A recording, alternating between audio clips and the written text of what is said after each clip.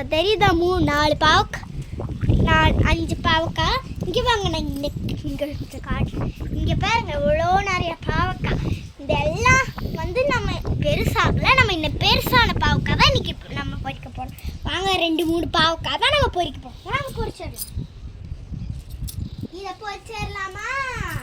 வாங்க பொரிச்சிடலாம்.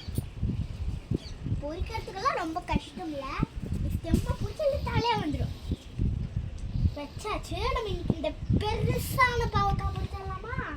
வாங்க, கொஞ்சம் கேர்ஃபுல்லாக இருக்கணும். இது நல்லா மண்பூலும் இருக்கும். பார்த்து நம்மளுக்கு கிட்டதான் வாங்க மண்ணுக்குள்ளே இறங்கிக்கலாம். பார்த்து தான் இறங்கணும். அடிக்கடி மண்புழு எறும்பெல்லாம் இருக்கும்.